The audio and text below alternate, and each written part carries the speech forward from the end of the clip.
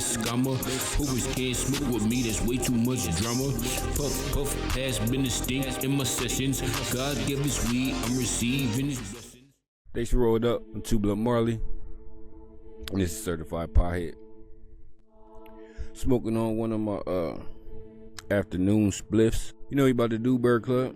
About to take a look at these cannabis conspiracy theories, which I like to call cannabis conspiracy theories. Today's theory revolves around the invention of the telescope. Ladies and gentlemen, esteemed connoisseurs of both the cerebral and the curious, I invite you to open your minds and maybe your third eye as we embark on a journey through time, a journey so far out that even the stars themselves might look down in awe. I bring you a conspiracy theory that is more lit than a campfire under the stars. What if the first telescope was not the product of some solemn, deep-thinking astronomer in a dusty old observatory, but rather the happy accident of a stoner trying to light a cannabis joint using nothing but the intense power of sunlight?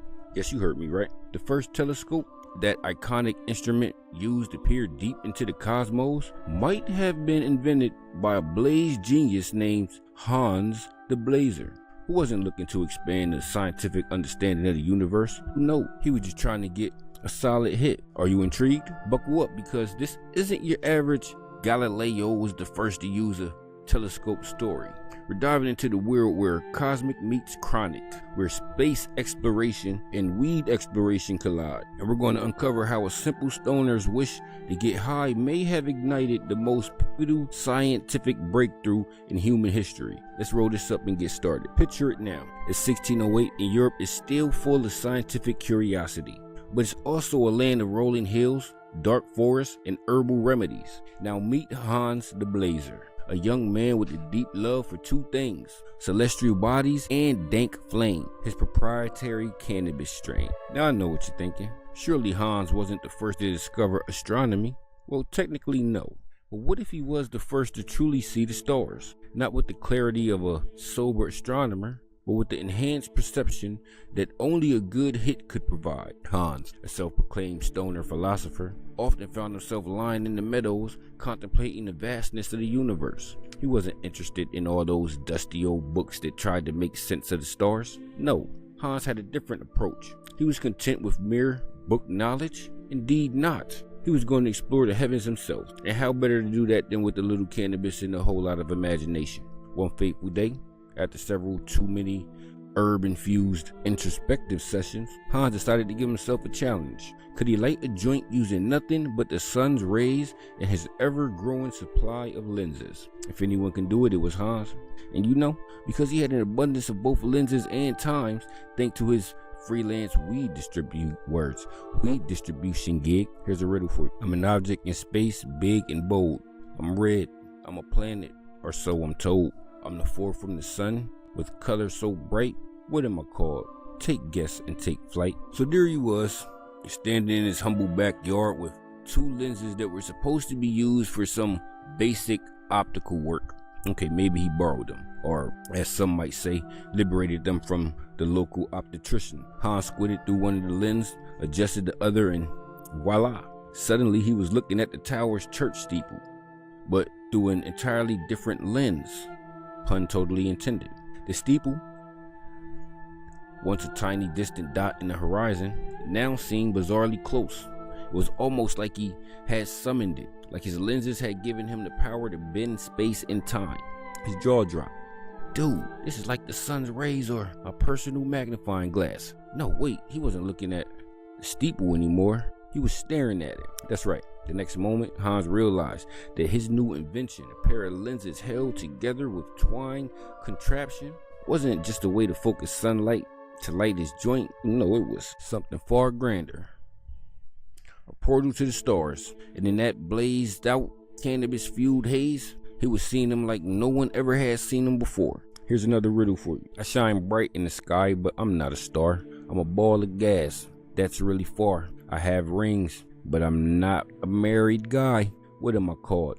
Go ahead, give it a try. Hans wasn't the kind of guy to waste a good idea. After all, when you've just seen the universe in a whole new way while high as a kite, You're not going to sit there and do nothing. And no, Hans was determined to perfect this creation. He took what he had learned in that moment of stoner enlightenment and started crafting the world's first telescope, better known in those days as the Dankscope. It was rudimentary, yes. It may be a little fragile, after all. He was a stoner, not an engineer.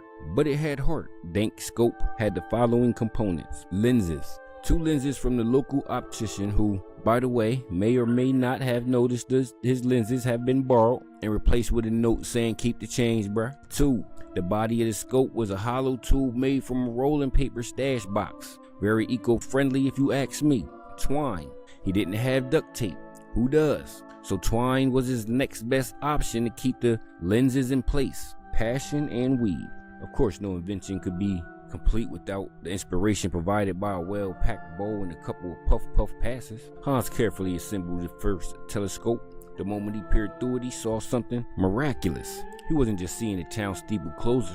He was seeing the moon like it had never been seen before. He looked at Saturn and swore that the rings were in fact kinda like a little weed grinder. And the stars, well, they didn't seem so far away anymore. They were close, too close, almost like they were within arm's reach. The universe was within his grasp. Ooh, this is some next level shit.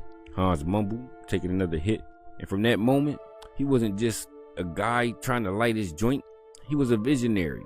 He had created a tool to map the cosmos. And all it took was a little cannabis and a whole lot of cosmic curiosity. Riddle time. I'm an object so small, but I shine so bright. I'm the heart of the galaxy, but I give off light. I got power, energy, and a cosmic name. What am I? Care to guess my fame? Now word got around. You know how rumors spread, especially when they involved the stars and the good high. And so it was that one fateful evening, Galileo Galilei, who was probably enjoying a peaceful moment gazing at the heavens himself, caught wind of Hans' Dankscope, allegedly a traveling merchant who specialized in herbal remedies, because let's be real, everyone back then was part of the hemp economy, spread the tale of Hans the Blazer and his cosmic invention. Galileo, being the curious soul he was, decided to investigate further. However, history, as it tends to do, has conveniently left out how much influence cannabis might have had on Galileo's obsession with the cosmos. His writings, after all, have that certain dreamy quality to them, don't they? The way he described the stars, the planets, the moon, it's almost like he was seeing something more than just celestial bodies. Maybe, just maybe, Galileo was smoking something that made the universe appear just a little more beautiful, a little more mysterious. Was Galileo a stoner? I'm not saying he was, but I wouldn't be surprised if he was. Here's another riddle for you. I'm a black hole, but I'm not just a void.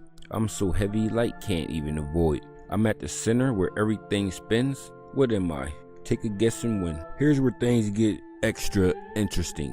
You see, not everyone was so thrilled about Hans the stoner inspired invention. The church wasn't about to let this Dankscope and its cosmic revelation slip into the hands of the masses. There was a fear, you see, that once people started looking into the stars, they'd realize just how small and insignificant the earth really was. The church didn't want people thinking too much about the universe and questioning their place in it. After all, if humans were just one part of an infinite cosmos, what happens to the whole earth is the center of the universe thing? Thus began the great cover-up. When it still smokes through history, the stoner origins of the telescope were buried, and the credit was given instead to Galileo, who may or may not have been influenced by cannabis in his cosmic explorations. So where does this leave us? Were the stars aligned for Hans the Blazer to invent the first telescope? Or was it just the influence of his personal herb collection guiding his path to discovery? One thing is for sure, the telescope did change the way humanity saw the stars. And it started with the man, magnifying glass, and a good old-fashioned weed hit. So next time you look at the stars, don't just think about Galileo. Remember Hans, the original stoner scientist, who might have opened the eyes of the universe, all while catching the perfect high. The answers to the riddles: Mars, Saturn, a star, a black hole. See you on the next one, bruh.